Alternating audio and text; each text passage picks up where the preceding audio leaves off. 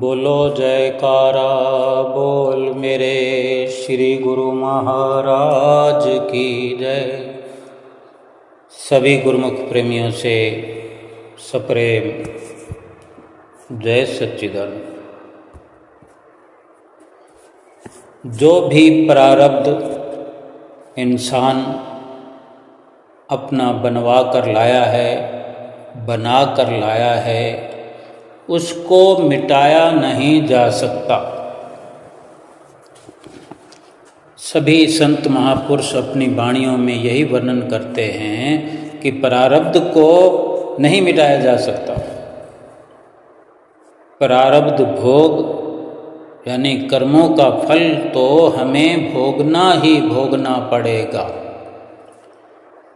हाँ, लेकिन ये अवश्य हमारे लिए राहत की बात है कि सतगुरु हमें, महापुरुष हमें अनेकों बार इशारा कर चुके हैं कि जब तुम प्रारब्ध भोगते हो, दुख भोगते हो, कष्ट सहन करते हो, तो मैं तुम्हारे पास रहकर तुम्हारे दर्द को कम करता रहता हूँ, कम करता रहूँगा। मैं तुम्हारे दर्द को मिटाता रहूँगा, कम करता रहूँगा, हल्का करता रहूँगा, क्योंकि तुम मेरे हो। मैं तुम्हें त्याग नहीं सकता। अब हम विचार करें कि क्या हम भी सतगुरु को अपना समझते हैं? अगर हम अपना समझते हैं तो उसका सीधा सीधा मतलब यही होगा कि अपनों की बात हर कोई मानता है। अपनों को हर कोई अपना हितैषी समझता है, अपना हमदर्द समझता है, और जो हमदर्द होता है उसका कहना मानना हर किसी का परम कर्तव्य होता है।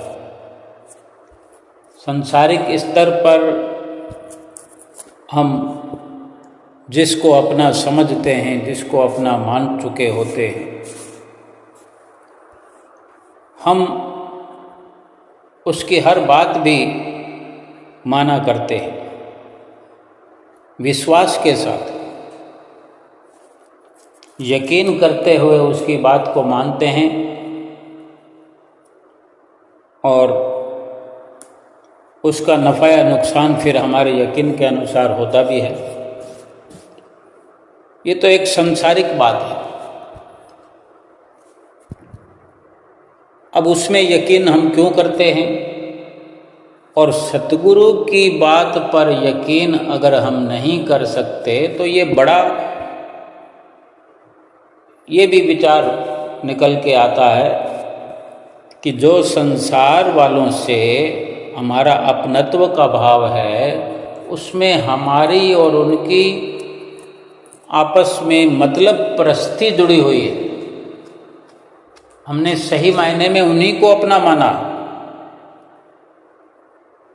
इसलिए उनका कहना तो मानते हैं, लेकिन भगवान का, सतगुरु का कहना मानने में हम आलस करते हैं, ढील करते हैं, सोच विचार करने लग जाते हैं। जहाँ सत्यता पर पूरा खरा उतरने वाले सतगुरु के वचन, सतगुरु की हिदायत, सतगुरु की ओर से दिया गया भरोसा, बार बार उनका ये कहना कि हम तुम्हारे साथ यहाँ पर भी हैं और परलोक में भी हम तुम्हारे साथ रहेंगे, यानी तुम्हें हम अकेला छोड़ेंगे नहीं अगर तुम हमारी बात मानो। अब हमें जब तक यकीन नहीं हो, सच्ची बातों पर हम यकीन नहीं करते, सच्चे हितैषी सतगुरु महापुरुषों पर हम यकीन नहीं करते, और संसार के इन झूठे रिश्तों में जो हमने अपने आप को फंसाया हुआ है, उन्हीं पर अपना यकीन रखा हुआ है, तो नतीजा भी हम अपनी आँखों के सामने देख रहे हैं। दुख हमारा मिटने का नहीं है। सारे का सारा संसार दुख भोग रहा है, भोगता जा रहा है। सारा संसार दुख भोगता हुआ नजर आता है हमें। हम भी उसी प्रकार से उन्हीं में शामिल हैं। तो फिर क्या फर्क है हम में और उनमें? सतगुरु की शरण में आने का लाभ क्या हुआ? सतगुरु ने अपना फैसला बताया कि मैं तुम्हारे साथ होता हूँ जब तुम दुख भोग रहे होते हो। अगर हमें महसूस होता हो, अगर हमारे ये समझ में बात आती हो कि हम दुखी हैं और हमारे सतगुरु हमारे साथ हैं, तो इस यकीन के होने से हमारा दुख जो है आधा अधूरा हो जाता है, आधे से भी आधा हो जाता है, उससे भी कम हो जाता है। क्योंकि जो सतगुरु को अपना समझते हैं, अपना हितैषी समझते हैं, लोक परलोक का साथी समझते हैं, वो अपने आप को उनके हवाले किए होते हैं कि जो मेरे सतगुरु की मौज। क्योंकि कर्म तो मैं स्वयं करके आया हूँ। अब हम जो कर्म करके आए हैं, उनका जो प्रारब्ध बना है, हमें वो प्रारब्ध भोगने के लिए मिल गया है, दे दिया गया है। अब हम सतगुरु के रहनुमाई में हैं, उनका कहना मान करके हम अपना जीवन व्यतीत कर रहे हैं, तो थोड़ा सब्र भी करना पड़ेगा। सब्र करना निहायत जरूरी है, क्योंकि कोई भी काम जब किया जाता है तो उसमें अवसर तो लगता ही है, कुछ समय तो उसमें लगता है ठीक होने में। अगर कोई दुख की अवस्था आई है और हम यत्न कर रहे हैं दुख मिटाने का, तो उसमें वक़्त तो लगेगा ही। किसी दुख के, किसी सूली के कांटा बनने के लिए समय तो चाहिए ही, क्योंकि जाने कितने कर्म हमने किए और हम चाहते हैं कि उनका निवारण पल भर में हो जाए, तो ये नहीं हो सकता। जैसे अगर कुआं खोदना शुरू करते हैं, भविष्य में पानी की कमी को मिटाने के लिए, समाप्त करने के लिए, पानी की कमी पूरी करने के लिए जब कुआं खोदना शुरू किया जाता है, तो पहले पहले मिट्टी, कीचड़, यही सब निकलता है। मिट्टी से भरा पानी, गंदा पानी निकलता रहेगा, निकलता रहेगा, निकलता रहेगा, और फिर एक लंबे प्रयास करने पर, लंबे प्रयास के बाद साफ जल प्राप्त हो ही जाता है। ऐसे ही महापुरुषों के वचनों में हम अक्सर सुनते हैं कि सब रोगों का औषध नाम, यानी सभी रोगों की दवा जो है नाम है, प्रभु का सुमरन है। सब कुछ, सब प्रकार के दुख प्रभु का नाम जपने से मिट जाते हैं। समय लगता है, अब सुमरन जो हम करते हैं तो उसमें भी हम सब्र नहीं करते। सुमरन की शुरुआत भी ऐसे ही होती है जैसे शुरुआत में कुआं खोदने पर मिट्टी, कचरा, गंदा पानी निकलते निकलते आखिर साफ सुथरा जल, शीतल जल प्राप्त हो जाता है। ऐसे ही भजन सुमरन की शुरुआत करने पर सब बुरे विचार, बुरे ख्याल और जिन जिन से हम मिलते हैं, जिन जिन से व्यवहार करते हैं, जिन जिन से बात करते हैं, कभी कभी तो ऐसे ऐसे लोगों के ख्याल आ जाते हैं मस्तक पर, हम भगवान को देखना चाहते हैं लेकिन हमें वो व्यवहार करने वाले हमसे, बात करने वाले हमसे भगवान की जगह नजर आते हैं मस्तक पर, आंखें बंद किए हुए बैठे, और हमें वही सब दिखता है जिन जिन से हमने अपना रिश्ता बनाया हुआ है। कभी कभी ऐसे ऐसे ख्यालात और ऐसी ऐसी शक्लें सामने आती है जिनको देखे हुए, मिले हुए, बातचीत किए हुए बरसों हो गए हैं, उनकी शक्लें भी सामने आकर खड़ी हो जाती है तो हम उससे मिलने तो नहीं गए, ना उन्हें फोन किया, ना उनकी कोई घर में बात चलाई, ना कोई किताब में उनका नाम पढ़ा, कुछ भी ना करने पर भी उनकी शक्ल क्यों आ गई सामने कि वो हमारे अंदर कहीं ना कहीं स्टोर की हुई है। हमने उस इमेज को कभी ना कभी तो उनसे हम मिले ही हैं, तभी तो कहते हैं कि आज मुझे फला व्यक्ति की याद आ गई, आज मेरे सामने उसका चेहरा आ गया। और इसी बातचीत में पता लगता है कि वो जिसका चेहरा हम देख रहे हैं उसको तो मरे हुए को 10 साल हो गए, 20 साल हो गए, हमने तो उससे पहले ही तो बातचीत की होगी जब वो था। कितने ताजुब की बात है, जिसकी बातचीत का भी जिक्र बरसों तक नहीं हो आया हो, वही व्यक्ति स्वप्न में भी आकर खड़े हो जाते हैं। लेकिन कब तक रहेगी उनकी याद? अगर हम सुमरन कर रहे हैं, हमारा लक्ष्य प्रभु का दीदार करना है, परमात्मा से एकाकार करना है, अपनी आत्मा का साक्षात्कार करना है, सारी एक ही बातें हैं, अलग अलग प्रकार से कही जाने वाली बात एक ही है कि हम अपने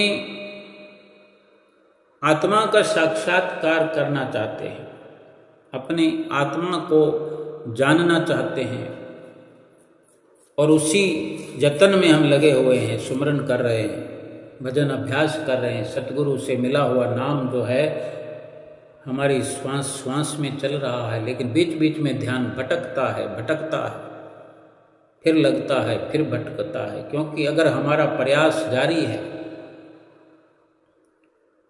बार बार भटकते हुए ध्यान को अगर फिर से हम जोड़ने का लगातार प्रयास करते हैं, इसी का नाम भजन अभ्यास है, इसी को सुमरन भजन कहते हैं। कब तक वो खड़े रहेंगे विचार, वो चेहरे? आखिर जैसे उभर कर सामने आए हैं अचानक से, लेकिन वो धीरे धीरे धीरे धीरे धुंधले होते हुए मिट जाएंगे, मिटते चले जाएंगे और फिर कभी नहीं आएंगे।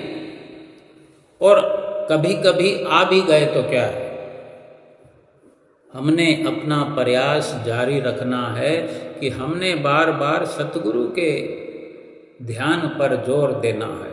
अवश्य ये आवश्यक है कि हम अपना प्रयास करते रहें। अगर सुमरन भजन में पहल हम रोज़ जिनसे मिलते हैं, रोज़ जिनसे बात करते हैं, वो सब के सब नज़र आते हैं, उनकी बातें सामने आती है, वो विचार हमारे अंदर चलते हैं। और इसी प्रकार बैठे बैठे बैठे बैठे बैठे बैठे लगातार प्रयास करते करते वो आकर उसी प्रकार चले जाते हैं कि जैसे जब वो हमसे मिल रहे होते हैं। जो लोग हमसे मिला करते हैं, कोई 1 घंटा बैठता होगा, कोई आधा घंटा बैठता होगा, कोई 2 घंटा बैठता होगा, आखिर तो चले जाते हैं ना, लेकिन वो अपनी मौजूदगी का एहसास हमारे मस्तक पटल पर छोड़ जाते हैं। वो नहीं छोड़ जाते, हम स्वीकार कर लेते, हम उस एहसास को अपने अंदर जमा कर लेते हैं और उसका सुमरन कहीं ना कहीं चलता है, उनकी याद कहीं ना कहीं चलती है उठते बैठते। जब हम दुकान से घर आ जाते हैं, ऑफिस से घर आ जाते हैं, कंपनी से घर आ जाते हैं, तो कुछ ना कुछ यादें तो हमारे साथ चलती रहती है।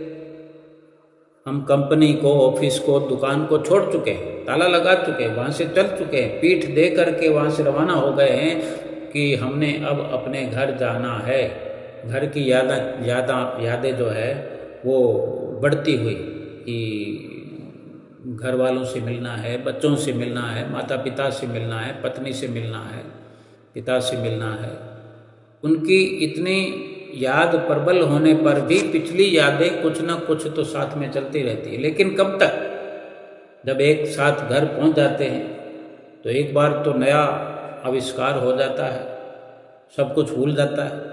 फिर जब थोड़ी देर के बाद में रिलैक्स करते हैं तो फिर कुछ वो यादें मस्तक में घूमने लगती है कि आज रामलाल आया था, आज कृष्ण लाल आया था, आज चंदूलाल आया था, प्रेम कुमार आया था। तो इस प्रकार से हम जितना प्रयास उनको याद करने में करेंगे, उन्हीं का फिर दबदबा बढ़ता जाएगा।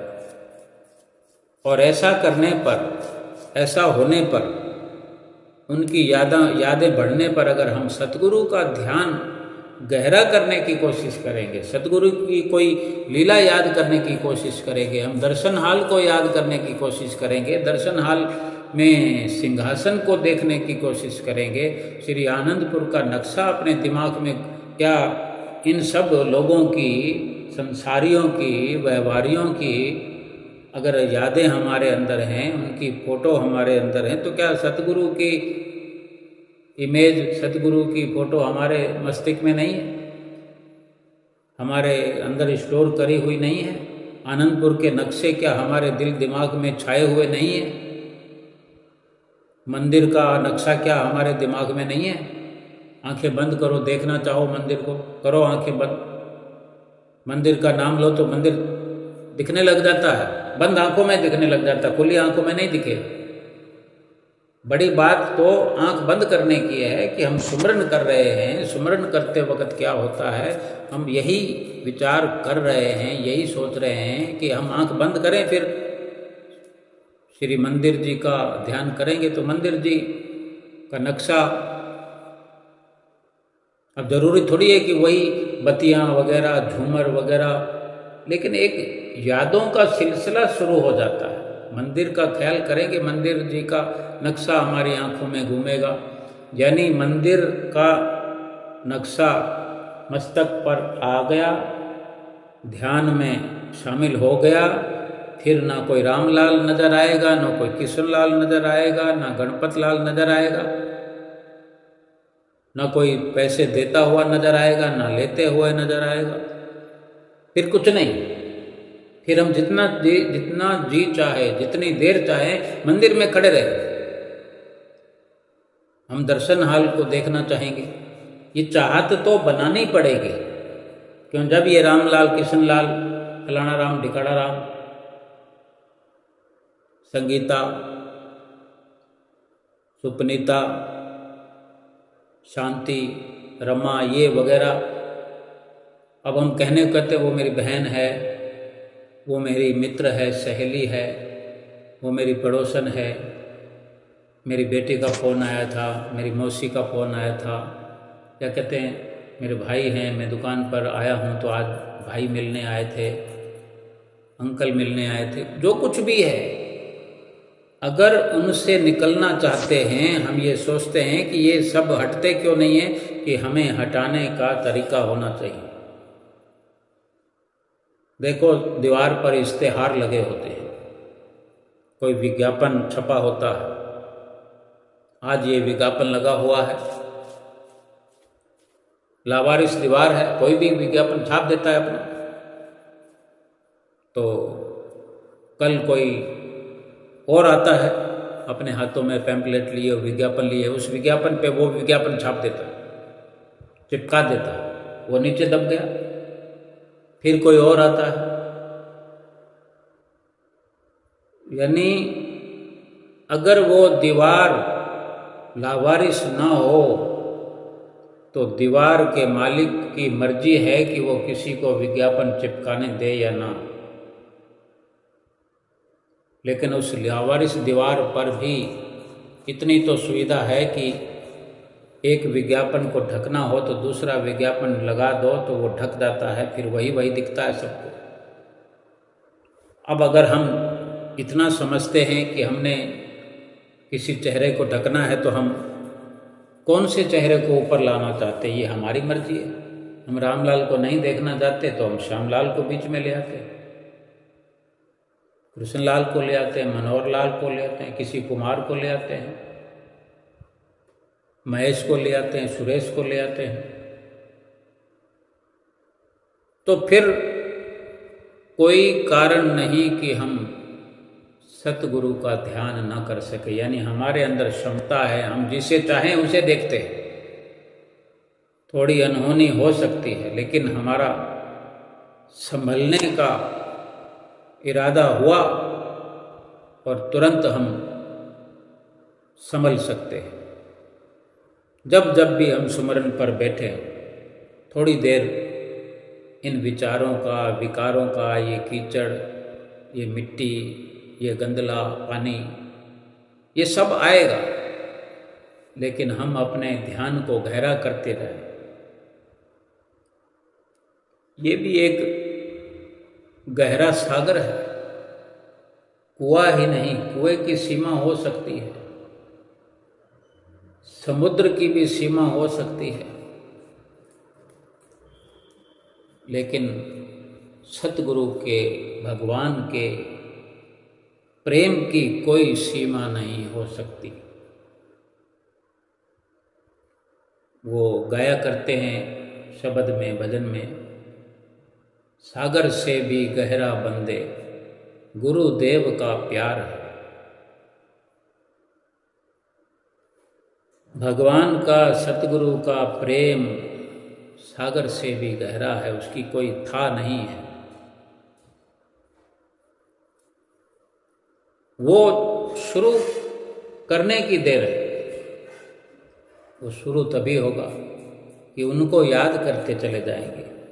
वो किस प्रकार हमें मिलते हैं, उस तरह की यादें करेंगे कि हमें श्री गुरु महाराज जी मंदिर जी में दिखाई देते हैं, श्री कार में दिखाई देते हैं। श्री कार का ध्यान करें तो हम सड़क पर श्री कार चलती हुई देखें, श्री कार मंदिर जी के अंदर तो नहीं होती, लेकिन गुरु महाराज जी तो होते हैं।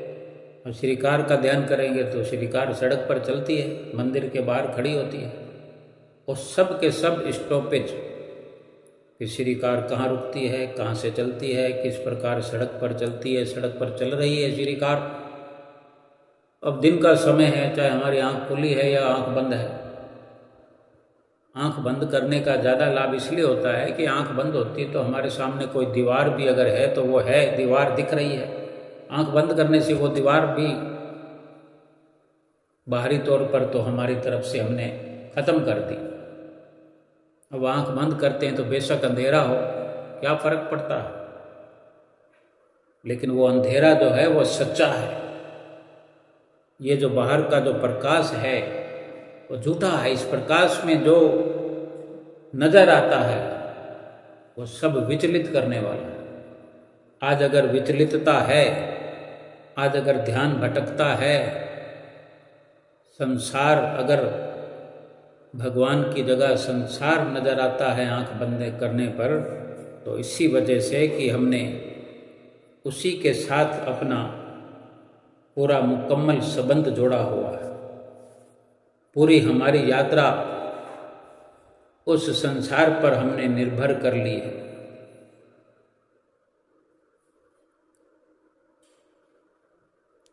सुमरन जितना अधिक किया जाएगा, सर्वप्रथम तो इतना ही हम यकीन अपना पक्का करें कि 2 घंटे तो हमें निश्चित तौर पर कहा ही जाता है, इसी को पक्का करें।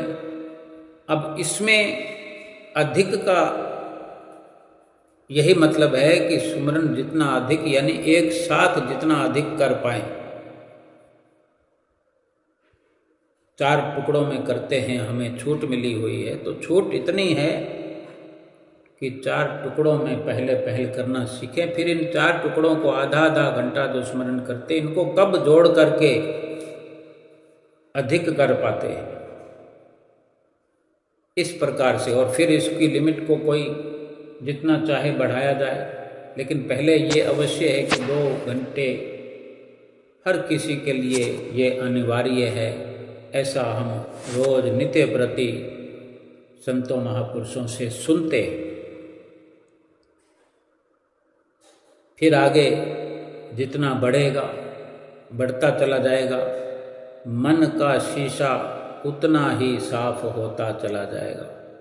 जब एकदम साफ हो जाएगा, फिर वो प्रेम जिसको अलग अलग तरीके से अलग अलग जगह पर वर्णन किया हुआ है, अलग अलग महत्व समझाया गया है प्रेम का, लेकिन प्रेम करने का लाभ एक ही है। धाई आखर प्रेम के पढ़े सो पंडित होए, धाई अक्षर प्रेम के करे सो पंडित होए।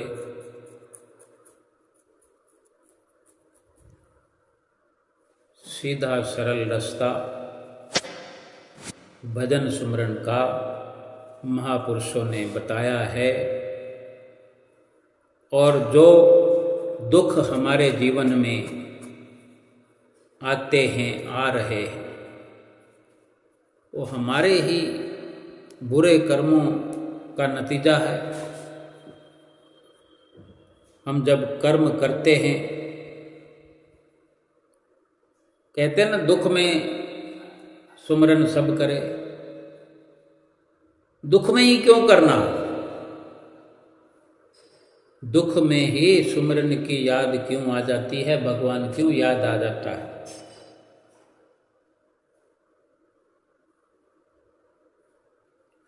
अच्छा, अब अगर दुख का भी समझने का एक अपना नजरिया है। अभी जो वक्त चल रहा है कलयुग का, सबकी अपनी अपनी विचारधारा हो सकती है, लेकिन महापुरुषों के ये अनुभव हुआ करते हैं। महापुरुषों के अपने अनुभवी फैसले होते हैं कि दुख में सब सुमरन करते हैं। ऐसा महापुरुषों ने अनेक जगह वर्णन किया है, अनेक जगह सत्संग में भी हम सुनते हैं।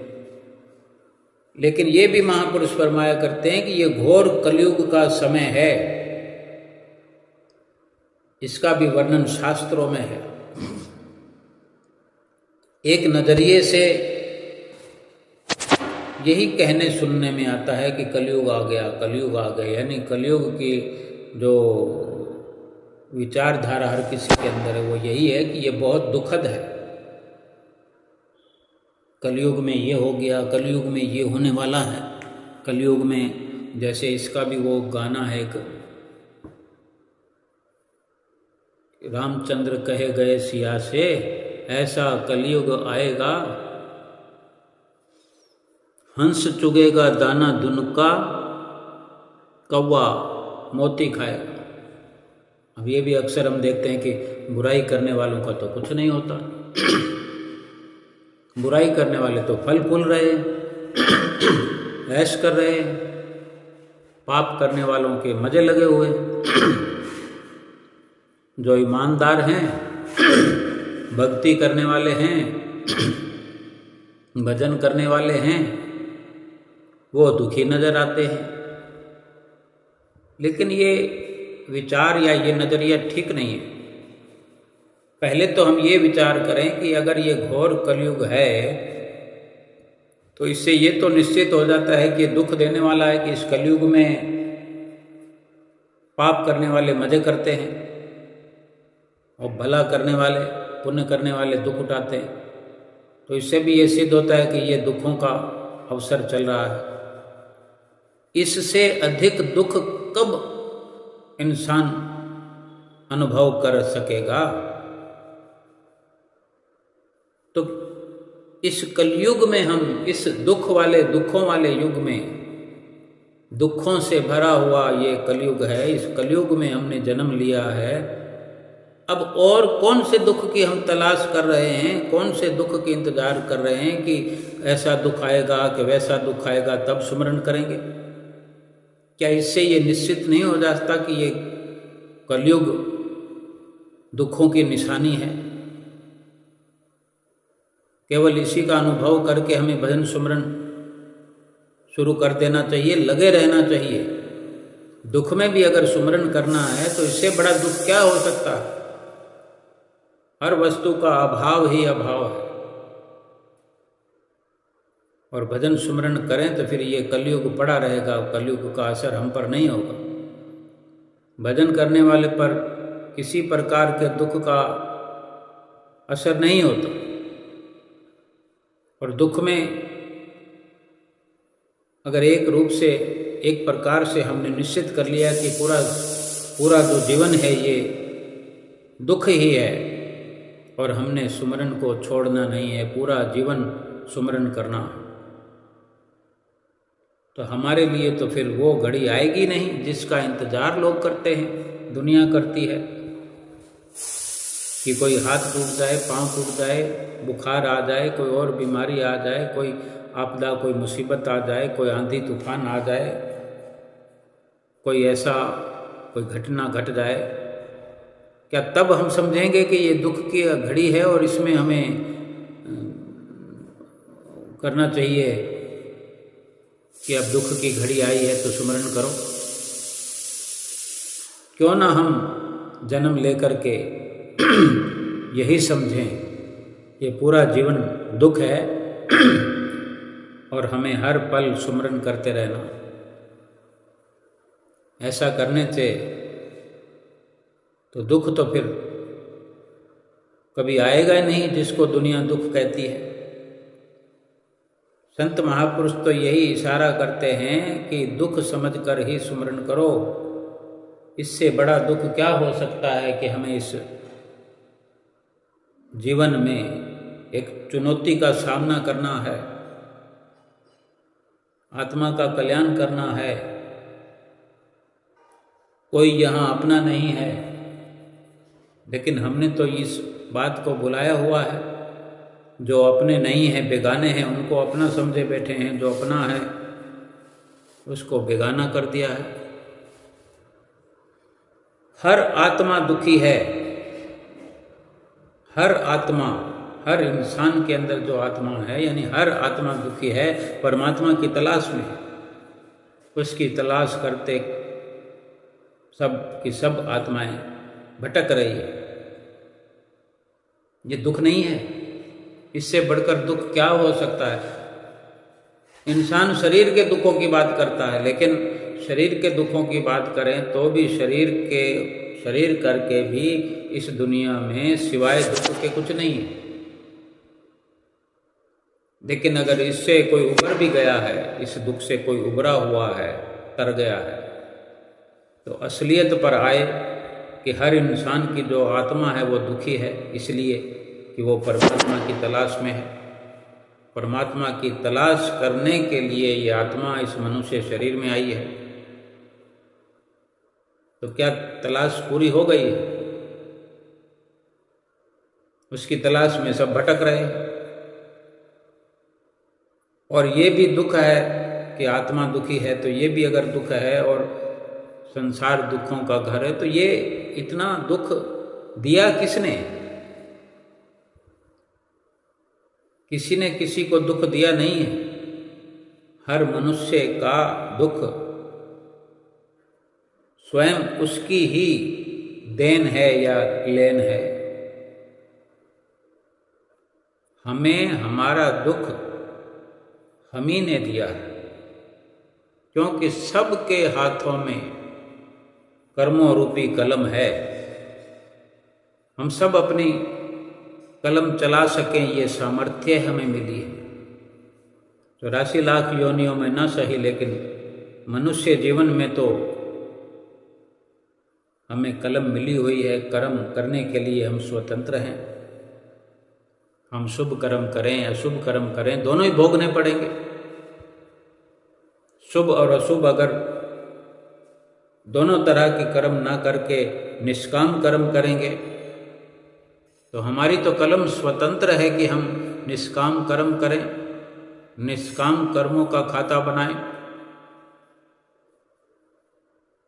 अव्वल तो निष्काम कर्मों का खाता नहीं बनता, लेकिन फिर भी लेखा जोखा जो प्रभु के पास रहता है, उस कलम से तो प्रभु नाम का ही वर्णन होता है।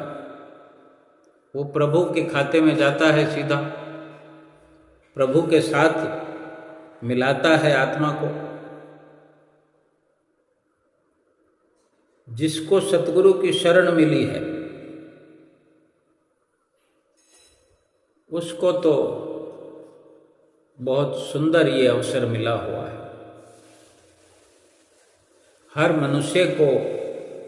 मनुष्य के हाथों में कर्म रूपी कलम है, लेकिन जो सतगुरु की शरण में आ गया वो निष्काम कर्म करे, न शुभ न अशुभ। यानी शुभ कर्म करेगा तो फिर भी अमर नहीं होगा, शुभ कर्म करेगा तो भी मरेगा, अशुभ कर्म करेगा तो भी मरेगा। लेकिन शुभ और अशुभ से ऊपर हो गया तो अमर हो जाएगा, परमात्मा से मिल जाएगा, लक्ष्य पूरा हो जाएगा। फिर काहे का दुख, फिर काहे का लेखा जोखा, फिर काहे का हिसाब किताब। संतन संग मेरी लेवा देवी, संतन संग व्यवहारा, संतन मोह को पूंजी सौंपी, हरि भक्ति भरे भंडारा।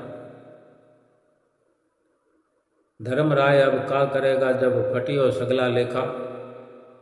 2 लाइनें इसके बीच में नहीं है, लेकिन अंत की यही है कि सतगुरु से, संतों महापुरुषों से ही हमारा व्यवहार हो, हमारा प्यार हो। और एक दिन पिछला लेखा सब फट जाएगा, समाप्त हो जाएगा, और आगे के लिए भोगने के लिए तो हमारे पास कुछ होगा भी नहीं। फिर तो कोई दुख दर्द तकलीफ हो ही नहीं सकती। अब हम विचार करें कि हम सतगुरु से मिलकर,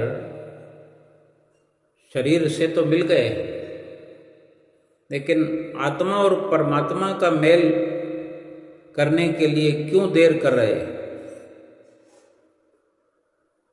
जब कलम हमारे हाथ में है, राह दिखाने वाले यानी रजिस्टर, कागज, ये कलम चलाने का क्षेत्र है। ये जीवन जो हमें मिला है अनमोल श्वासों रूपी खजाना, कि हम जीवन में वही कर्म करें निष्काम, जिससे हमें न सुख मिले और ना दुख मिले। सुख पाने के लिए भी संसार में आना पड़ेगा, जन्मना मरना पड़ेगा। दुख पाने के लिए भी हिसाब किताब चुकता करने के लिए संसार में जन्म मरण लेना पड़ेगा। और ये खाता कभी, ये सिलसिला कभी समाप्त ना होगा। जब तक हम ये सिलसिला समाप्त करेंगे नहीं, तब तक ये समाप्त होगा नहीं। यूं ही जन्म लेते रहेंगे, मरते रहेंगे। अगर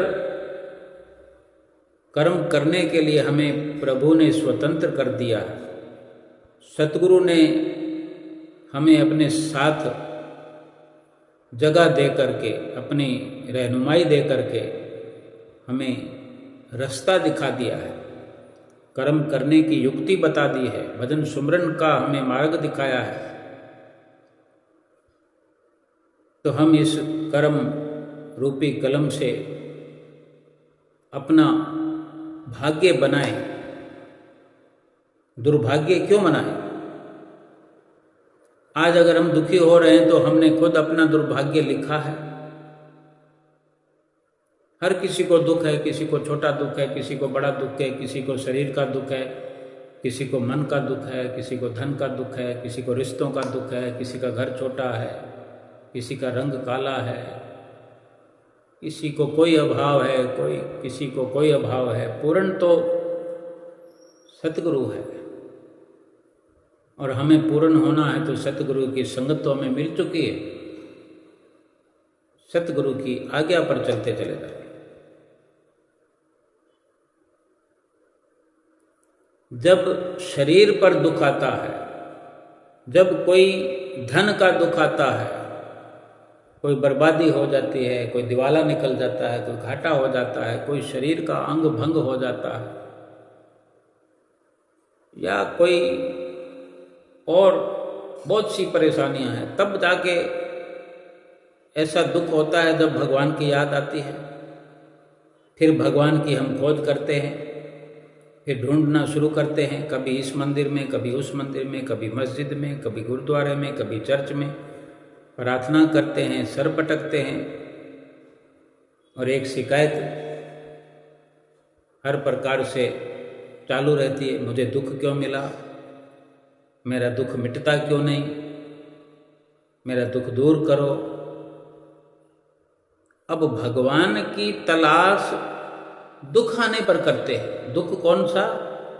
शरीर पर जो दुख आया, लेकिन दुख असल में है क्या? वो दुख तो आत्मा का है, जो हम जन्म लेते ही हमें समझना चाहिए।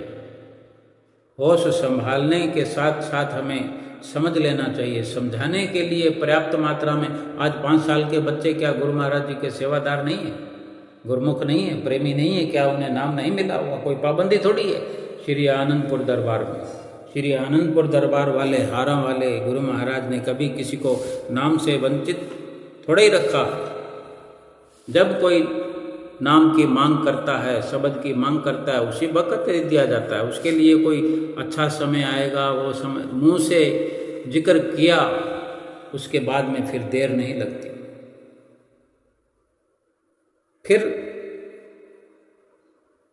उसी वक्त से हमें ज़रूरत होती है कि आत्मा की पुकार है, आत्मा की मांग है, आत्मा दुखी है, आत्मा का दुख मिटाना है। आत्मा का दुख मिटाने के लिए इस संसार में मनुष्य का जन्म मिला हुआ है, और पहले तो हमें पता ही नहीं कि हम किस लिए आए हैं। फिर कभी शरीर पर जब कोई दुख आता है, उंगली में चोट लग जाए, हाथ में चोट लग जाए, पाँव में, सिर में, कहीं भी कोई आघात हो जाए, किसी प्रकार का कोई दुख आए, परेशानी आए, फिर जो रटा रटाया किस्सा होता है कि भगवान को याद करने से ये हो जाता है, भगवान को याद करने से ये हो जाता है। उस वक़्त भगवान को याद करने से दुख कितना मिटेगा? अगर अपना पूरे जीवन का हमने प्रोग्राम बचपन से ही बनाया हो, सतगुरु की शरण मिल गई है, सबसे बड़ी बात है। हमें कहीं भटकने की जरूरत नहीं है। सतगुरु की शरण मिल जाने के बाद कहीं भी भटकने की जरूरत नहीं है। सतगुरु हमें निश्चित रूप से मिल गए हैं। अब उनको हम घर बैठे पा सकते हैं। बाहरी रूप से जो सतगुरु हमें मिले हैं, जो उन्हें नाम की बख्शिश करी है, नाम का हमें दान दे दिया, नाम का उपहार दे दिया, इतनी बड़ी नेमत से हमें नवाजा है। इसी नाम से ही तो प्रभु को पाना है, अपनी आत्मा का दुख मिटाना है, ये लोक सुखी और परलोक सुहेला करना है। वास्तव में अगर आत्मा सुखी होने लगती है तो शरीर के दुखों का मसला बाकी नहीं रहता, फिर धन के अभाव का दुख नहीं रहता, मन खराब है ये भी मसला बाकी नहीं रहता। कहते ना मूड खराब है, मन ठीक नहीं है, धन की कमी है, ये सब कमियां दूर हो जाती है, यानी फिर सब दुख दर्द मिट जाते हैं जब आत्मा का दुख मिटाने का हम प्रयास करने लगते हैं। शरीर तो केवल आत्मा का ठिकाना है, असल वस्तु तो आत्मा है ना। हम आत्मा को छोड़ करके शरीर को सुखी करने में लगे हुए। अब शरीर को कब सुखी करेंगे हम? एक सुख शरीर को देंगे तो कोई 4 दुख और खड़े हो जाएंगे, 4 दुख ठीक कर भी लेंगे तो 10 दुख और खड़े हो जाएंगे। आज तक कितने दुख हमें शरीर के निमित्त होकर के हमें मिले हैं, हमने पाए हैं, हमने निवारण किया है, निवारण कर रहे हैं, निवारण करते रहेंगे मरते दम तक, आखिरी श्वास तक शरीर को सुखी बनाते रहेंगे और ये शरीर गिर जाएगा और आत्मा दुखी की दुखी इस शरीर से निकाल कर तौबा करके 84 लाख योनियों में भेज दी जाएगी। ये जीवन भर का हमारा प्रयास किस काम आया? और कहने को हम कहते हमने ये दान किया, हम ये दान करते हैं, मैं पुण्य करता हूँ, मैं शुभ कर्म करता हूँ, फिर वो शुभ कर्म और वो पुण्य कर्म 84 लाख योनियों में हमें वापस मिलते हैं। एक गाय सेठ साहूकार के घर बंधी हुई है, एक गाय गरीब के घर बंधी है, एक गाय गली में भटक रही है, जो मर्जी लाठी चला देता है उस पर। गरीब भी सुई लगा करके दूध प्राप्त कर लेता है। सेठ साहूकार के घर है जो खाती पीती है, कोई बंधन नहीं, लेकिन बड़ा बंधन तो यह है कि 84 लाख योनि है। लेकिन अपना किया हुआ तो आगे आएगा। जिसने दान पुण्य किया है वो राजा के घर, सेठ साहूकार के घर, इसी प्रकार के और भी जानवर हैं। कुत्तों की योनियां देख लो, कोई सेठ कुत्ता खरीद लाते हैं, कैसे रखते हैं उसको? नाजों से पालते हैं, नाजों से। उस कुत्ते का प्रारब्ध देखो, उसका भाग्य सितारा देखो। दूध मलाई खाता है, मटन गोश्त खाता है, यानी उसकी सेहत का ख्याल रखने के लिए देखो सेठ साहूकारों ने नौकर रख रखे हुए हैं। कोई मध्यम श्रेणी के सेठ हैं तो वो आप अपने साथ उसको सैर कराने जाते हैं। कितना सुंदर प्रारब्ध है उसका, लेकिन योनि कौन सी है? 84 लाख योनि। कौन प्यार करता है उस योनि से? कोई चाहता है कि मैं भी ऐसा बन जाऊं, ये योनि मिल जाए मुझे? कबीर गुरु की भक्ति बिना राजा गदा होए, माटी ढोए कुम्हार की घास न डारे को। ये तो वर्णन आद जुगाद से हुए पड़े कि अगर भगवान की सतगुरु की चरण शरण प्राप्त करके भगवान की भक्ति नहीं की, सुमरन नहीं किया, तो 84 लाख योनियों से कोई किसी को बचा सकता नहीं। और सुमरन किया, सतगुरु की शरण में आकर के उनकी आज्ञा व मौज में चलकर जीवन जिया,